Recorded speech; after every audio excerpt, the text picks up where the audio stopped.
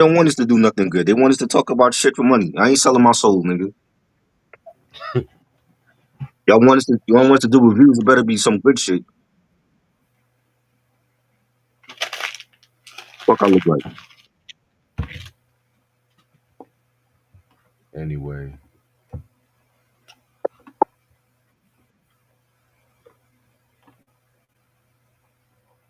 what's going on?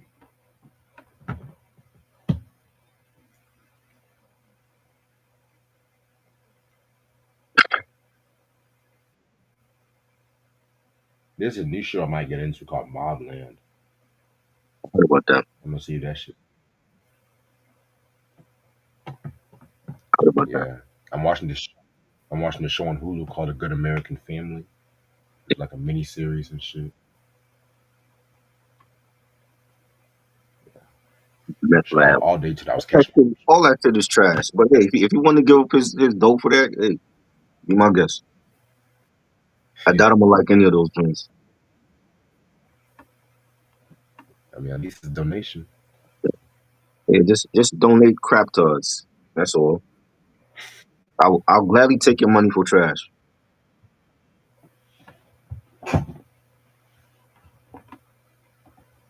Mm-mm-mm.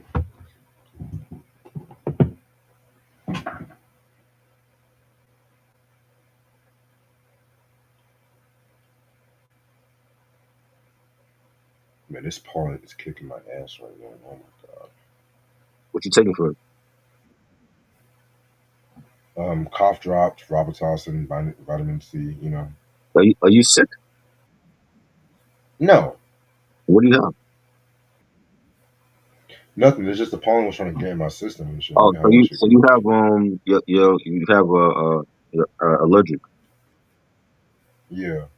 Yeah. So you don't take Benadryl? Nah, that would No. knock me out. That's the point. Yeah. But I don't want to be knocked out right now and shit. But I have my own ways to feel better. That's my thing.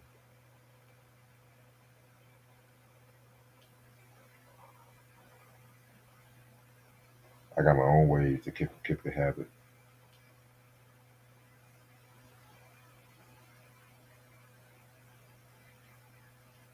Shout out to homeboy Cootie. I went to go see him Yeah. yesterday and shit. Rest- Isn't he like filming a movie or something? Nah, no, he's just wrestling. He's wrestling? Yeah, I told you he wrestles. No, you told me he was like he was filming or something like that. And you told me he was a director or some shit? Oh no, he did that shit. Yeah, I know what you're talking about now. He did that shit. That was like months ago. Oh. Yeah, that was Edie Galore, I need to talk to you, bro. Like you paying us for to discuss trash. You know what I'm saying? Like we got integrity. I want to talk about some good shit, not bad shit like Method Man, all those Method Man, Meth Lab albums. Them shits was garbage. shit. I never heard those albums. So I heard the second one. That's all I heard. But I never actually heard a Zero album either.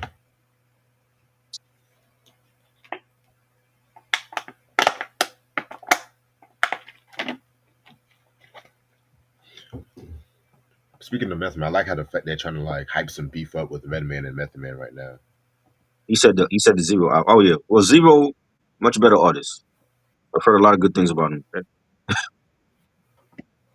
Hold on. Yeah, what is it about with that shit? Because I heard Redman say he don't hang out with Meth. Oh, okay. I misread that shit. It's Zero's 2009 and 2011 album. The Oh, 2011 album is called Meth.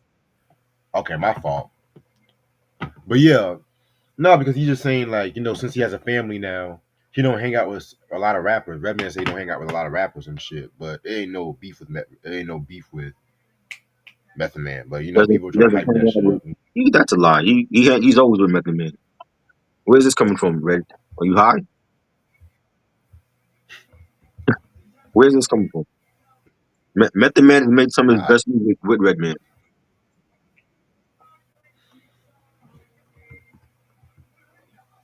Yeah, there's no hostility. People just want to hype that shit up.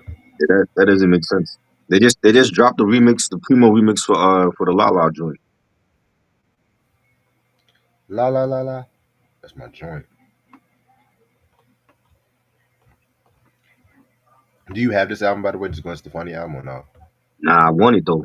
I definitely need to get it. It reminds me Same. of two albums I'm gonna mention. It reminds me of two albums. True. Yeah, I'm about to start this shit like in the next 3 minutes because I Both gotta both by the get same ready. artist too.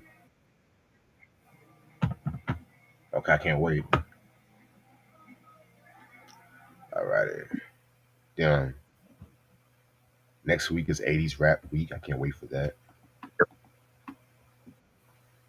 Yes, get your Kangos, get your boom boxes out. We about to take it back to 1986. Let me stop. So, with bucket hats, all All that. right. Pumas. Yes. All right. Let's get this shit started. What's up, you two? How y'all doing? It's your boy Reg in the building. I'm my homeboy trying to building with me. How you doing, Try? All right. Today's album anniversary is Prince's Sign of the Times. You know what I'm saying?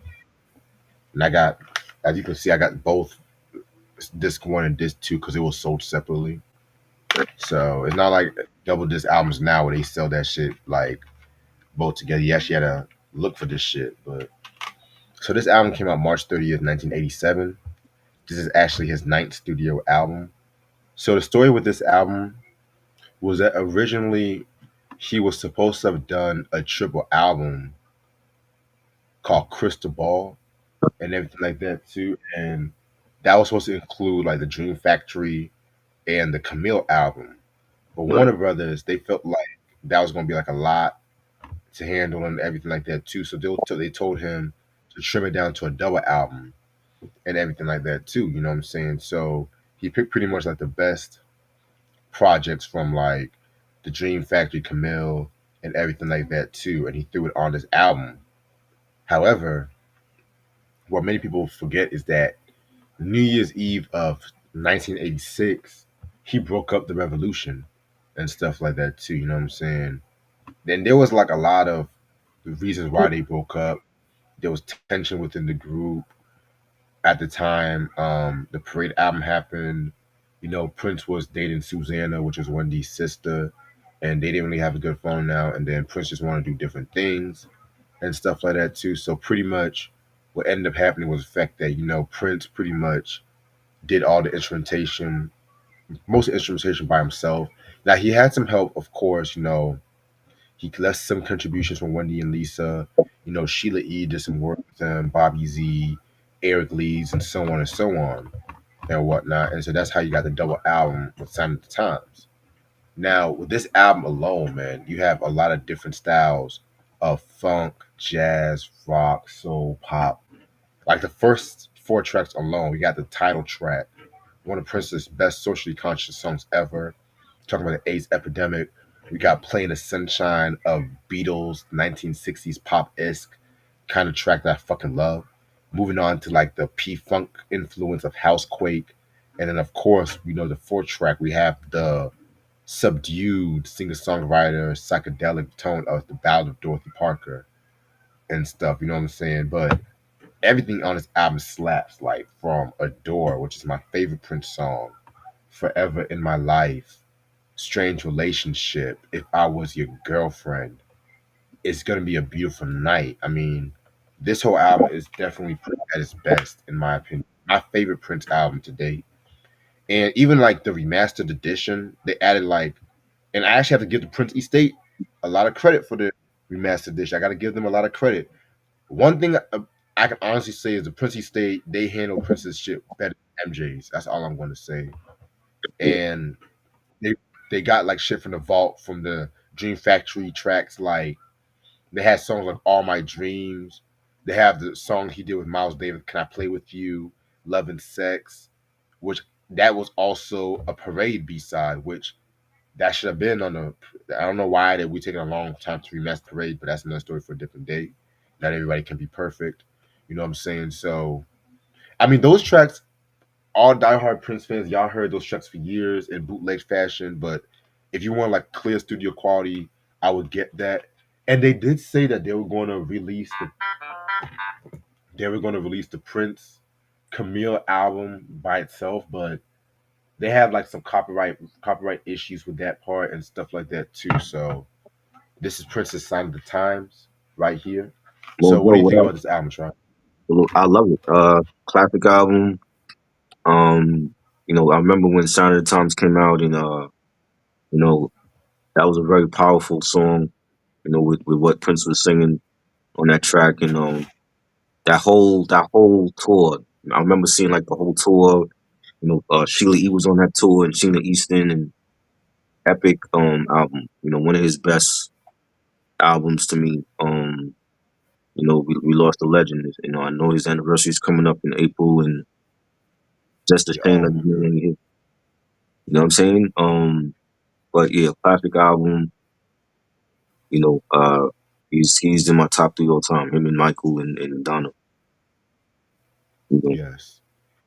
And this album has been reviewed, I believe, twice on my channel. So y'all can check that shit out and everything. I've talked about this album so many times. Matter of fact, we did a review, recently finished Princess Discography thank God. fairly recently. So, Thank God, because it was long. It was too many albums. Yeah. right. Now, We, we, I we do plan on got talking another, about we got another album uh, anniversary. which one is that? We got Onyx, Back the Fuck Up. Oh, hold up. Wait a Come minute. Wait a on. How minute. you Wait a minute. forget this one? How you forget this? Grimy hip hop from '93. Hold up. Wait a minute. Got to get the vinyl out and Yes. shit. Oh, we got the vinyl. Dope. Grimy hip hop, one of the best albums. My favorite Onyx album. Rest Really? in yes, rest in peace to Try Skills and Jam Master Jay, Big DS. They 5 Mic Classic. And this had the joints Throw Your Guns and Slam, Bitch Ass Niggas, Shifty.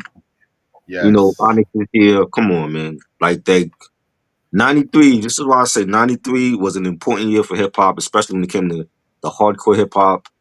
You had Back the Fuck Up, you had Enter the Stage, you had the youngsters shaved their head and they came up with the Aftermath, and it was a lot of hardcore hip hop for '93, and this is one of the best examples of it. Right on this album, and real grimy street shit. I loved it. Definitely. So you like that more than All We Got Is Us? I love their first three. I love this one. I love All We Got Is Us. I love Shut 'Em Down. Shut 'Em Down was phenomenal. You know, I can't. If I had to pick, it would be this one because of the impact that it had when it came to they were pushing the boundaries of you know um the violence on wax and in the videos visually. And then it's like at that time Yeah. everybody was shaving their head. They saw Fredro and they saw Sticky Fingers and they're like, yo, let me go shave my head too. Everybody was shaving their head at that point. So it was definitely when it came to like the pop culture and street fashion and stuff, they were like at the forefront, with rocking the hockey jerseys and the Tims and the Cuban link chains and the ball heads. That was like their thing, you know what I'm saying? All black. And I love All We Got Is Us. That was a great album. Shut 'Em Down, like I said, so many bangs on that album. So they first three. That's even when it comes to discussion of first three albums. Nobody talks about Onyx first three albums. They talk No. about what they talk about, Reg. They talk about three album run, Kanye West or Outkast or Mob. They don't mention Onyx though. Hell, even Kendrick Lamar. Yeah, Like Kendrick Lamar. Mm, no disrespect to my artists, but them first three Onyx albums slap. And yeah, people want to talk about the East Coast Renaissance, East Coast Renaissance. right. And I'm sorry, I'm gonna have to do a video on that because I feel like that whole East Coast Renaissance shit gets Yeah, a bit overstated. it Because the is. East Coast, they still have people like Tribe, um, Black Moon, Brand Nubian still doing their shits on the charts and shit. You know what I'm saying? But But we I'm we definitely never gonna have. we never left though. I mean, there was a time in the 2000s where you had some of our own artists trying to sound like down south rappers, but we never left. We've been here. You know what I'm saying? And, Right. and, and we back better than ever. Say less. Say less. All right. So now we're Mo gonna just get said I into the wasn't Bill. born yet. Yeah, I wasn't born yet '93 either, so shit. Wow. So now we're gonna get into the Billboard charts of the week of March 28th and everything like that to 2009. This is the top R&B and hip hop albums of that time. Number 20, we got Seal with Soul. I've never really been a Seal fan, minus a few songs. I've never heard that record. Um, Number 19, you said, "Oh boy." No, I said right. Uh, Number 19, we got Akon with Freedom. That's like his third studio album. That one was pretty decent. Not as good as his first two, but it was alright. Number 18, we got Lil Wayne, The Carter 3. I mean, y'all should know. Y'all should already know about this album. Number 17, Plies, The Realist. Never really been a big Plies fan. I think that song had Busted Baby, I think. Number 16, Music Soul Child, On My Radio. That was alright. That was alright. Yeah, that'll go. Number 15, Anthony Hamilton, The Point of It All. I love that record. Dope album. I think I do. No, I don't have that album. I wish I did. Number 14, Jasmine Sullivan, Fearless. I think that was her first album. That was really because everyone really knows in that hotel. That was when she had a little dance hall flavor back in her music. Yeah. Number 13, Ryan Leslie, self-titled. Number 12, Neo with Year of the Gentleman. My favorite Neo album too, right there. Number 11, Jennifer Hudson with self-titled. That was pretty dope. Number 10, Kanye with 808s and Heartbreak. That review is coming soon. Number 9, Bobby V, The Rebirth. Eh. Number 8, Beyonce, I Am Sasha Fierce. That was a pretty solid album, to be real with you. That had joints like Halo, If I Was a Boy. Number 7, T.I. with Paper Trail. Um, Number 6, India Irie with Testimony Volume 2, Love and Politics. I heard so many good things about that album. I definitely need to re-listen to that one, believe it or not. Number 5, Charlie Wilson, Uncle Charlie. Yeah, that was Charlie's comeback period. There goes my baby. You know what I'm saying? That era. Number 4, Keisha Cole, a Different Me. That was a very dope album too. Number 3, Jamie Foxx, Intuition. That was the Blame It on the Alcohol era, Jamie. You know what I'm saying? Number 2, Jay Holiday. With round 2, never really cared for Jay Holiday. And number 1, debuting at number 1 is The Dream with Love versus Money. That had joints like I Love Your Girl. And I think Falsetto was on that album, I think. Nah, no, that was on the previous album, but yeah, man. It's not a bad year for 2009, not a bad year. You know what I'm saying? That actually took me back to like middle school and shit. Damn, I'm showing off my age.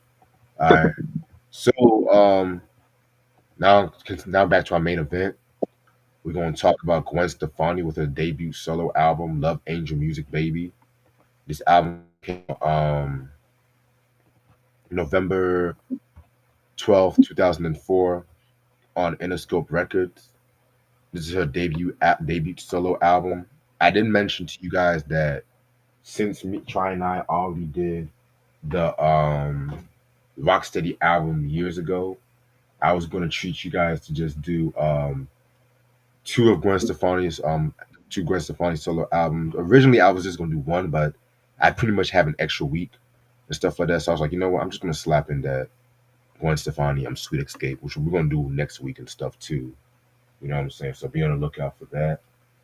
Um, Also, too, this album was known for singles such as "What You What You Waiting For," "Rich Girl," "Holla Back Girl," "Cool," "Luxurious," and "Crash." This is known for producers like Andre 3000, Dallas Austin, Dr. Dre, Nelly Hooper, Jimmy Jam and Terry Lewis, Tony Canal, the Neptunes. Guest appearances include Eve, Johnny Vulture, Andre 3000. Yep, those are only guest appearances. Oh, and it's not credited. Oh no, wait, no, never mind. I think he's on. I was gonna say yes, Slim Thug. Yeah, Slim Thug is also on Luxurious, but for some odd reason. Oh, because he's on the remix. He was on the remix and shit. Okay, that makes sense. All right. So, like I said to y'all before, this is the first solo album of Gwen Stefani, stuff like that too. So last week we did talk about Rock's not Rock, Return of Saturn from No Doubt, which I feel like that was a very underrated album, to be real with you. And after the release of that album, you know, this is pretty much the time when Gwen started doing like a lot more guest appearances in other people's works. Um, Most notably, she guest starred on Eve's "Let Me Blow Your Mind." I want to say that was also from the Scorpion album, which that was like a big song from, like in '01. You Yeah, know what I'm saying? Da, da, da, da, da, that was da, dope. That me was fine. blow you. I want to say yeah, Dre and Scott Storch did that beat too. Yeah, You know what I'm saying? And so no doubt also was doing shit for other people. They did a song with Khalees for her Wonderland album, and they also did a cover of Donna Summer's "Love to Love You, Baby." You know what I'm saying?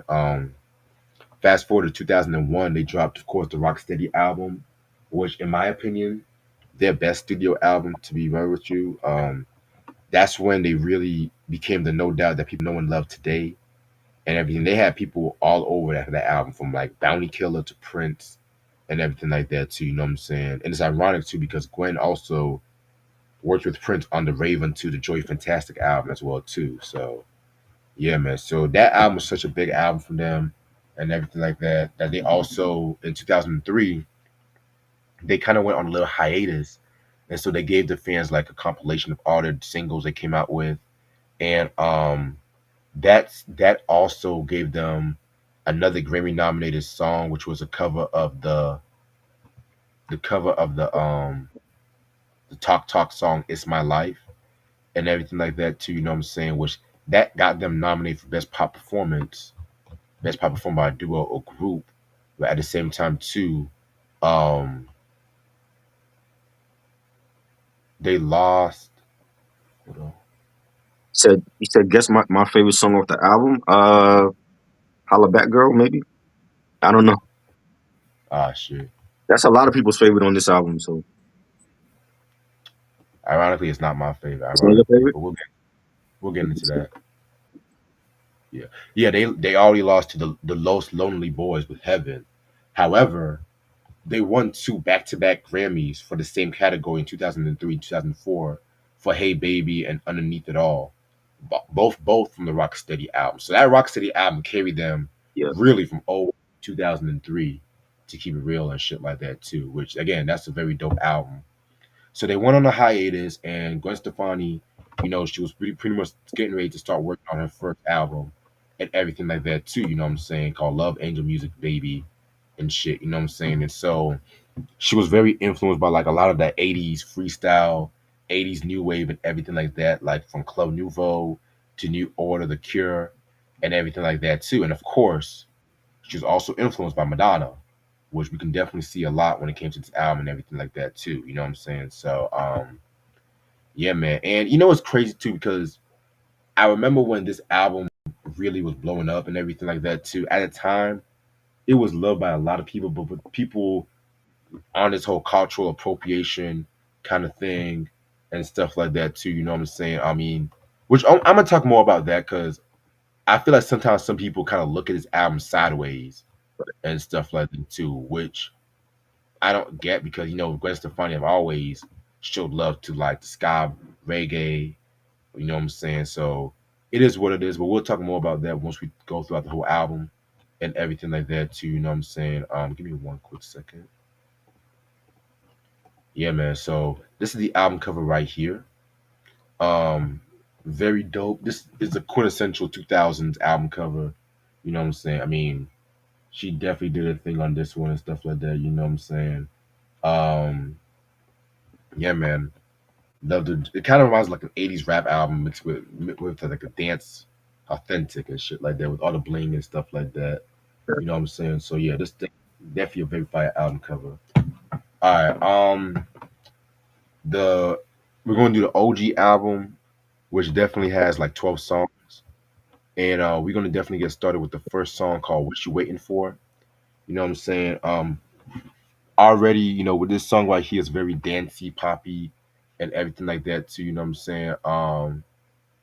And yeah, she pretty much, yes, this was pretty much a dope song right here. Nice way to kick off the album, where she was pretty much talking about talking to herself about how she had her doubts about actually doing an album, a solo album. Because when we were talking about the No Doubt albums in the past, a lot of the members became like kind of like jealous of her and everything like that too. You know what I'm saying? Because of the fact that, oh, she's getting all the attention and stuff like that. You know what I'm saying? So pretty much, what I looked up about the song was that like she was talking to Linda Perry at the 45th Grammy Awards, and pretty much she wanted to definitely say, "Get your ass out there and do some music," and everything like that too. You know what I'm saying? Because you got a lot of shit to say, and I definitely love this track right here. It definitely has like Yeah. a dancey kind of feel to it. It was nominated for Best Female Pop Vocal Performance in the Grammys and stuff like that too, but it lost to Nora Jones' Sunrise. Ugh. Other nominees was Bjork with Oceania, Sheryl Crow with The First Cut is the Deepest, and Joss Stone, You Had Me. I would have definitely given it to Gwen Stefani, but it is what it is. I don't dislike Nora Jones. She has some good shit too, but Yeah. that's alright. But yeah, this song was pretty dope. I like this song. Yes, I love it. No intro needed for her. Just straight to the point. Love the first track. It had like a very techno EDM sound to it. The synthesizers on it, the guitars, and totally forgot about this song until I heard it again. I'm like, I remember this was a big hit as well for this album. Yeah, It was great. definitely. All right, next track is Rich Girl featuring Eve. Eve returning the favor. I totally forgot this track, of all about this track, because I used to hate this song Right. growing up. If I was a rich girl, da, da, da, da, da, da, da. But now I fuck with it because for one, they pretty much use a sample slash interpolation of that song from Fiddler on the Roof. If I were a rich man, da, da, da, da, like that song right there. You Uh, know what I'm saying? I ain't gonna hold it. That soundtrack does slap on occasion and shit. But I never seen the movie. I just heard the soundtrack. But yeah, for a beat by Dr. Dre, it definitely is something different from Dre and mm, stuff like that. Because all these years, I thought Storch did this beat. I thought Scott Storch did this one and right. stuff like that. But yeah, and ironically, just like "Let Me Blow Your Mind," Mm, this song was nominated. This song got Gwen and Eve another nomination for Best Rap Song Performance, and they actually lost to Jay Z and Linkin Park with Numb Encore. Other nominees was Destiny's Child, T.I. Lil Wayne, Soldier, Common, John Legend, Kanye, They Say, and Sierra and Missy Elliott, One Two Step. that was a Damn, that's a tough cat. strong category. Yeah, strong category. That was tough as. Ooh, Wow. that number encore that deserves it. But Mm, technically, that is a mashup single. But I'll right. let it slide because that course was fire. I ain't gonna hold you. Oh, yeah. But Rich Girl, um, I would definitely fuck with it and stuff like that too. You know what I'm saying? I definitely fuck with it. Again, Gwen Stefani going back to the reggae roots, the ska kind of reggae roots and everything. So it does kind of make sense on paper. So Yeah. yeah, that's what I think. Definitely has a reggae ska sound to it. Beat. Drake killed it. Eve had a nice verse on it, and I remember the video. The video was dope. They ended up going on tour together. For a minute, and Right. clapping track. Yeah, definitely. Damn, Gwen and Eve, man, they just had heat together at that. I forgot how much shit they had at that time. But next song, Holla Back Girl. Oh boy. Okay. So remember last week I kept mentioning Courtney Love. So a lot of people. Okay, so this song might be her most signature song. I'm gonna get to my thoughts in a minute, but this song is technically a diss song against Courtney Love. A lot of people know this and stuff. So and that's not a surprise because we know with Courtney Love, everybody was throwing shots at her from the Foo Fighters to I think 9 Inch Nails. So okay. So pretty much what happened was Courtney Love had did an interview where she pretty much referred to Gwen Stefani as a cheerleader. And she said, and I quote, being famous is just like being in high school, but I'm not interested in being a cheerleader. I'm not interested in being Gwen Stefani. She's the cheerleader. I'm out in the smoker shed. That's ironic coming from her, but say less. So Gwen Stefani came back at her and stuff like that, you know what I'm saying? And she pretty much said, fuck you to Courtney Love and everything like that too, you know what I'm saying? And that's when she came up with this song right here, Holla Back Girl. You know what I'm saying? And a lot of people will have this song play like in a party, just like with Cypress Hill, Insane in the Brain, which that's actually a diss song against Chubb Rock and Kid Frost. Right. People play it in parties. And now look at Kendrick Lamar's Not Like Us now. But yeah, man, with Holla Back Girl and shit like that, she had lines like, I heard you were talking shit and you didn't think that I would hear it. People hear you talking like that, getting everybody fired up. So I'm ready to attack, gonna lead the pack, gonna get a touchdown, gonna take you out. That's why I put your pom poms down, get everybody fired up. You know what I'm saying? So just, put Courtney Love in the spot. And as much shit as I talk about the Neptune sometimes, I love this beat, believe it or not. Wow. Well, This is beat my definitely one of favorite. my favorite. That's one of my favorite Neptune beat. And you know Wow. why?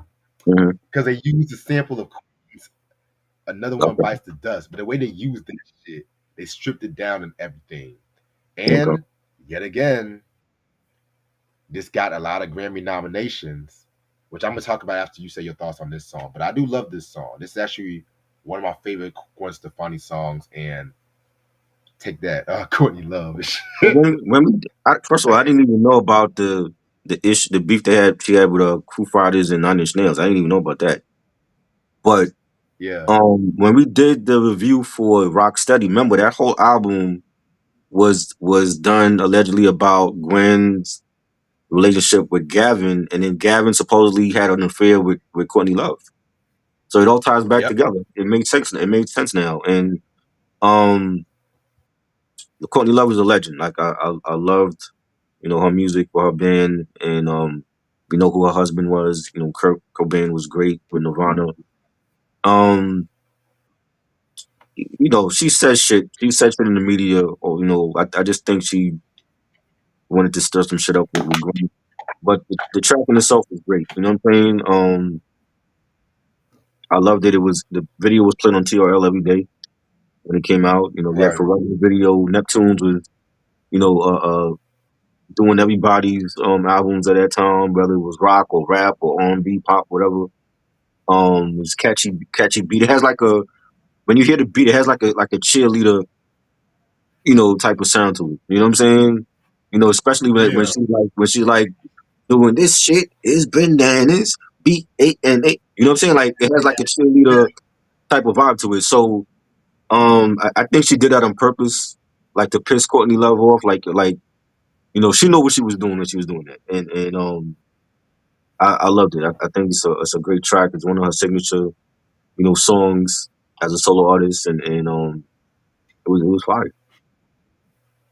yeah. Because really, though, after reading up about the song and stuff like that, because I actually knew it was a diss track from watching a YouTube video about non-rap diss tracks, and I was like, oh wow, and stuff like that. And I looked at it, I'm like, okay, now I see why they did this because at that time in the 2000s, everybody was doing them cheerleader kind of song like Milkshake from Mhm. Khalees. Oh my Right? god. Somebody Neptunes, you Yeah. know. Oh, now you see why I criticize them and shit, right?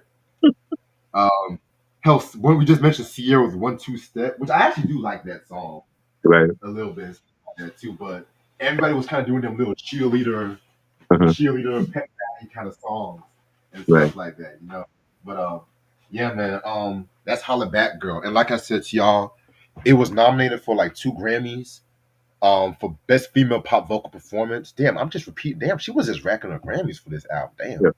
Yep. Um, she lost that to Kelly Clarkson Since You've Been Gone, which I'm not surprised. That was a big song at that time. Since You've Been Gone. Yeah, man.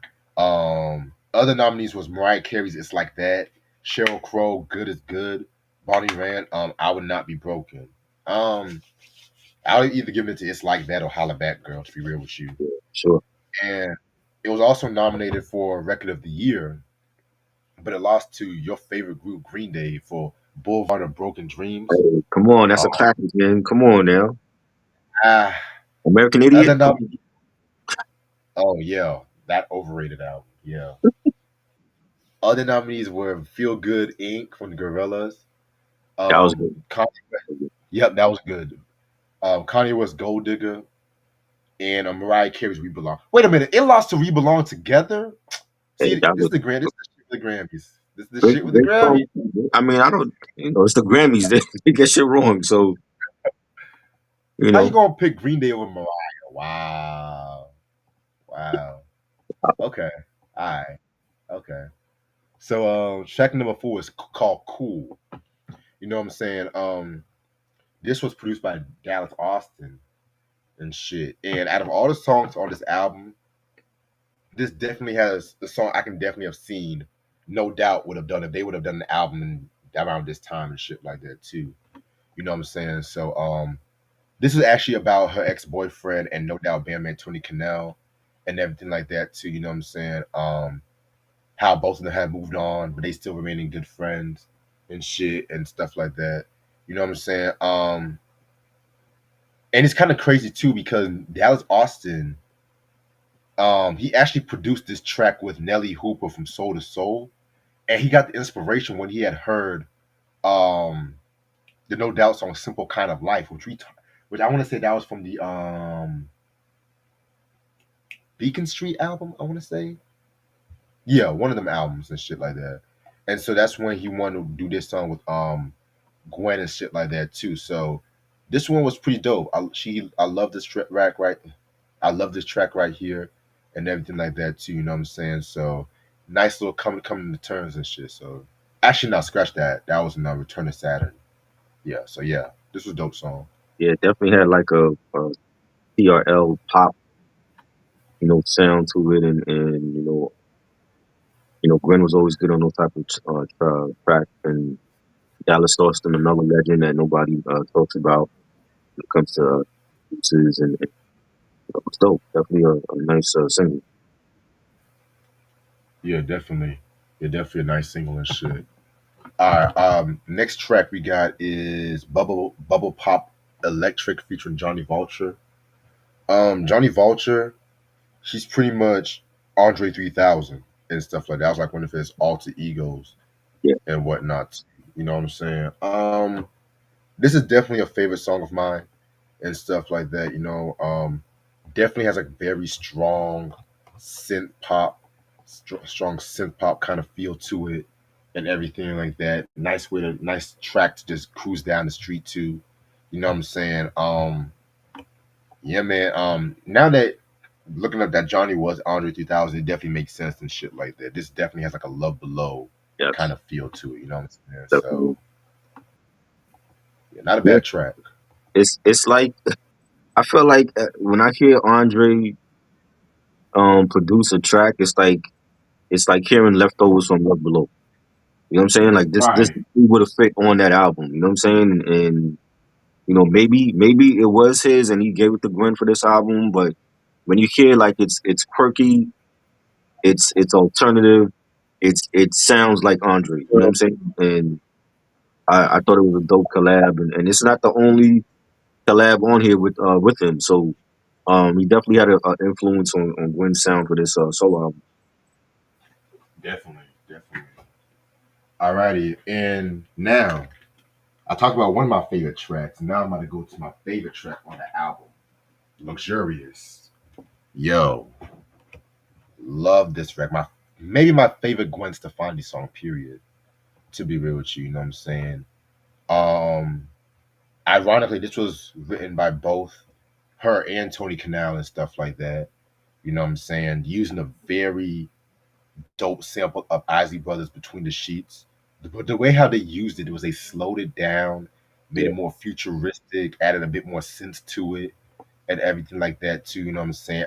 I actually heard this track in a commercial and stuff like that too. I forgot what commercial it was, but I heard his name like, yo, what the fuck is that? right. And everything like that too. You know what I'm saying? Very, very, very dope track right here. The remix features Slim Thug and everything like that too, which was not bad. Cause I heard the remix first, then I heard the original version Right. and shit. You know what I'm saying? So Very, very, very dope track. Stuck the hard and never get to lay back for so hard and never. I mean, classic, classic track and everything like that. You know, one of my favorites off this album. Period. Yeah, dope track. You know, Gwen singing over the one of the most used samples on the Ozzy Brothers, and I think the video had Slim Thug in it, if I'm not mistaken. I remember seeing the video like way back. You know, and Slim Thug, you know, dope artist from Texas, and yeah, I like it. I like the fact that she picked. I mean, when I hear in between the sheets, I always go back to the Big Papa joint. You know what I'm saying? And I think Biggie just made that sample what it is. You know what I'm saying? And it was dope to hear Gwen over that sample as well. Definitely. All right, next track we got is called Harajuku Girls. So this was produced by Jimmy Jam and Terry Lewis. I love this record. It's pretty much a tribute to Japanese street culture and everything like that too. You know what I'm saying? And it's kind of crazy because her backup dancers were Japanese and everything like that too. You know what I'm saying? So yeah, man. Very, very, very dope track right here. I did not think Jimmy Jam and Terry Lewis did this track at first, man. Until I looked at it, I was like, oh wow, this interesting because it sounds something like you would hear from like Neptunes or some shit. You know Yeah, what I'm saying? So yeah. yeah, this one's not bad. I like this. It was quirky, but it was R&B. You know, it's definitely a different sound for Jimmy Jam and Terry Lewis, and it to me when I hear it, it sounds like something that I could hear Janet on, like from the Discipline album or from Demeter Joe. You know, during that era. I think Prince would have sounded good on it as well, like on the chorus. And Yeah, it was just dope. It was just again like Gwen, you know, collaborating with other producers that you've never got a chance to work with. You know, like Andre 3000 and Jimmy Jam and Terry Lewis, and I thought it was dope. yeah, definitely a very dope track. Alrighty. Next song after that we got is Crash. I'm gonna be real with you. I didn't really care for this track too much, to be real. I know this was a single, and this was also co-written by Tony Cannell. It pretty much just uses automobile metaphors and everything like that to describe a relationship, which we've seen that we've seen that happen to many, many, many, many songs used brilliantly when it came to Prince's Little Red Corvette and everything like that. So you know what I'm saying? But I could have cared less about this record to be real with you. I liked it. It has like a new wave and old school hip hop sound to it. Like the beat is very like old school '80s hip hop, and I thought it was a dope song, and you know she's I like the references that she can, you know, with the relationships and like the car crash, and you know that was dope to me. Interesting. Okay. All right. Next song we got is The Real Thing. This was another single from this album. Well, this was more like a promotional single, to be real with you. Um, very, very, very dope track right here and everything like that too. You know what I'm saying? Yeah, this definitely had like a very strong new wave kind of feel to it, but kind of quirky at the same time too. Yeah, You know what I'm yeah, saying? So yeah, very dope track. Also, speaking of Prince, Wendy and Lisa, they did the remix, the slow jam remix of this track too, which is another very dope track. You know what I'm saying? So yeah, pretty dope. yeah. It was very melodic. I love the beat for this. You know, don't the chorus. You know, don't go away. I want you to stay. Again, I thought it's another strong album cut. Yeah, definitely feel you on that. Track number 10, we got Serious. This is another one of my favorite tracks on this album. You know what I'm saying? Very 80s pop inspired and shit like that too. You know what I'm saying? Very, very, very dope. I love this track and stuff like that too. Nice, nice since that was used and shit. So yeah, this is another one of my favorites on this album. Very 80s sounding. You know, old school new wave sound to it, with the strings and the synthesizers and the beat was fire. I enjoyed it. definitely. Um, Next track we got is Danger Zone. This one was okay. This was also produced by Dallas Austin and Nelly Hooper and everything like that too. And it kind of does remind me of some of the weaker tracks of TLC's 3D. Now that I knew that shit happened and stuff like that, you know what I'm saying? So yeah, man, very, very, very interesting track. It was alright. I think this song is better than that whole 3D album. I hated that album. Same, Hated that album.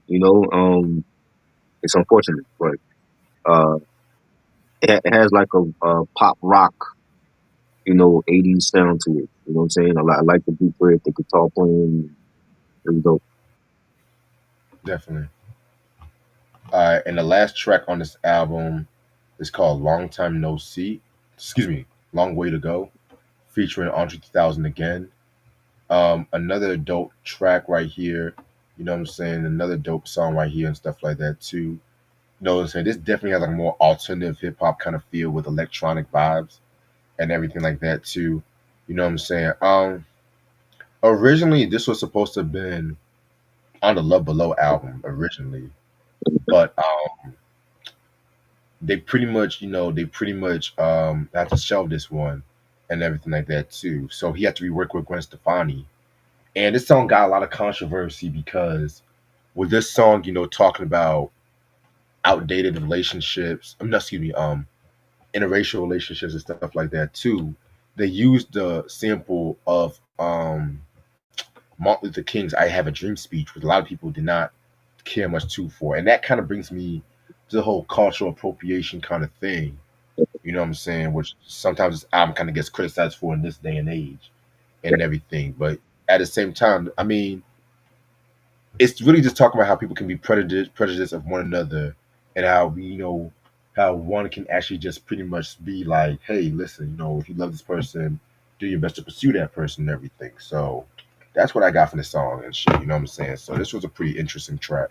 Remember, we saw this happen with Justin Bieber when he named his album Justice, and nowhere on the album does he have any reference to Martin Luther King on it. Exactly.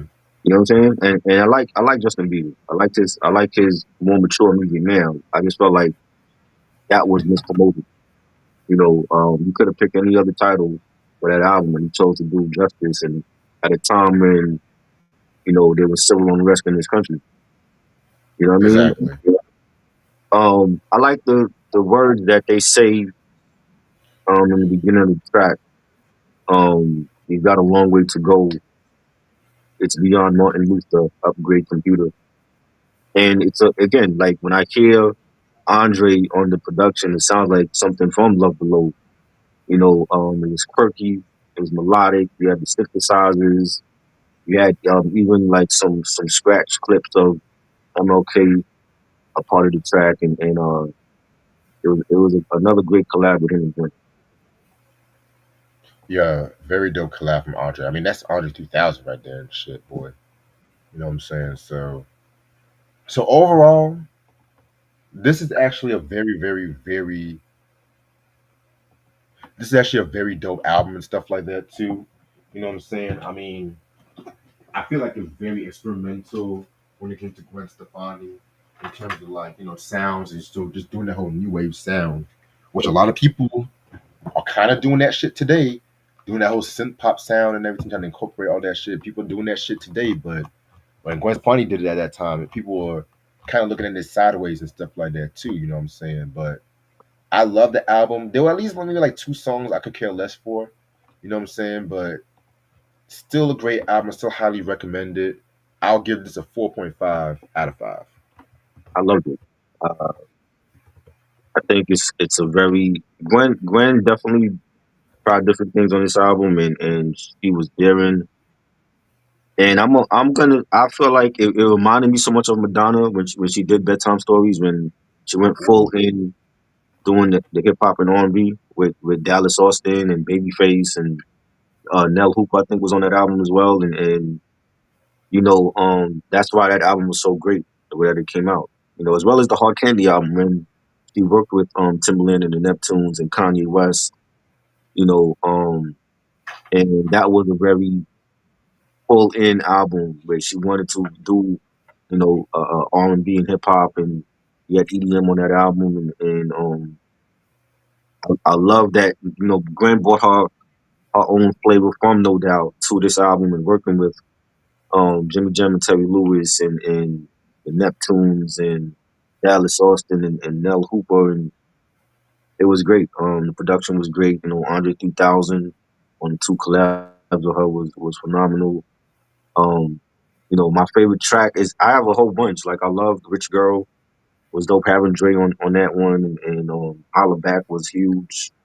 What You Waiting For, Cool, two Andre collabs. So I'm giving it 5 mics. I think it was a great album. This album went like 5 million in America. It went 5 million in Canada. She got Grammy nominations for this album. I think it's her best solo album. Definitely, definitely. Alrighty, alrighty. So, yeah, man. Definitely her best solo album. Now, my thoughts on the Sweet Escape, though, I'm gonna save that for next Sunday. That's all I'm gonna say for right now. But yeah. So this has been a very fun review. I'm gonna end this off right here because I gotta be on a run soon. So pretty much tomorrow at 11 p.m. Yep, we're going back to 11 p.m. reviews tomorrow because I'm off Monday, which I cannot wait. We're gonna do Ransom and Dave East's new album called The Final Call and everything like that too. So be on the lookout for that shit. Then Wednesday, we're just gonna finish off the King T shit with the Triumphant album Kingdom Come. And Thursday we're gonna talk about Lady Gaga's new album Mayhem, which I heard very good things about that record and shit. So I'm Can't definitely wait. be on the lookout for that.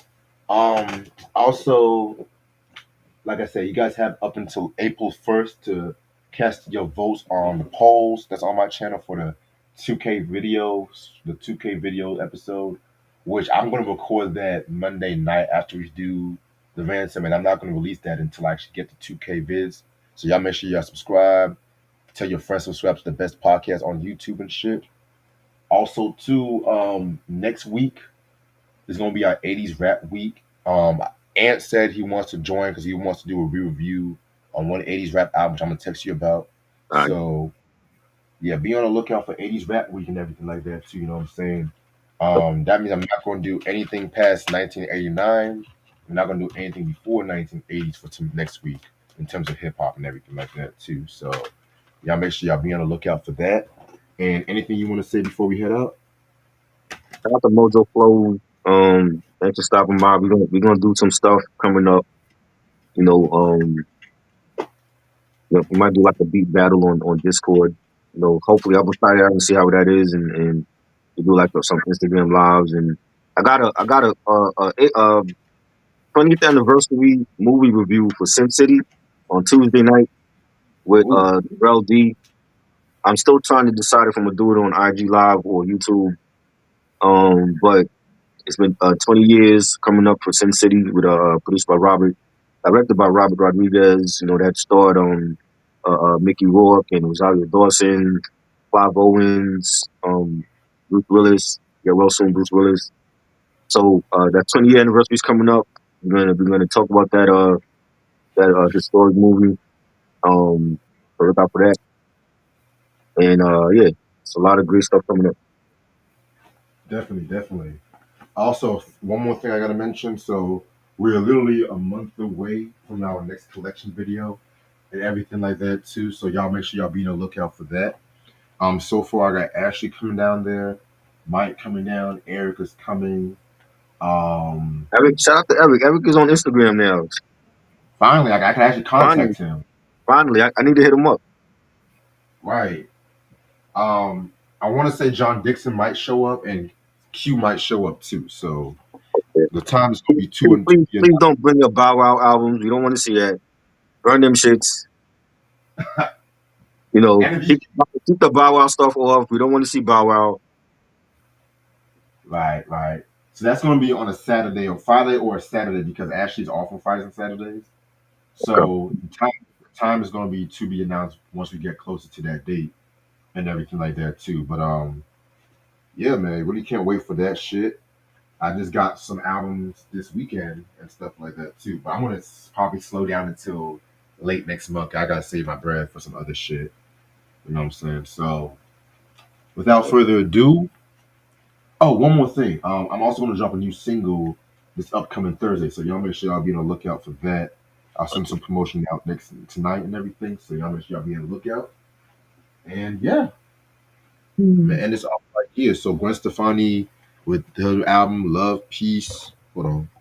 Is this out of print? This album out of print? Love Angel Music Baby. Let me double check. Let me double check. I don't think it is though. But I got here episode. yeah, man. I think the next album I'm gonna get, I'm just gonna strictly leave it to like Amazon and eBay and stuff Yeah, like that. Because I'm trying to get like the CD lot so I can get some extra money and right. sell some of the CDs I already have and shit like that. So I might try to get that this weekend. He said Gwen Stefani. I think all the albums are out of print.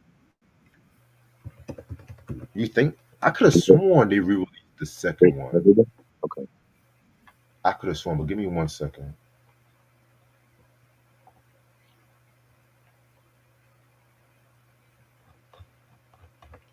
Thank God for Discogs, I tell you. Yeah, they Right. re-released it last year, the 20th Oh, anniversary on vinyl, so it's still in print. so Yes, sir. All right, so without further ado, thank y'all so much for watching this episode, and I'll see you guys tomorrow night. Peace. please.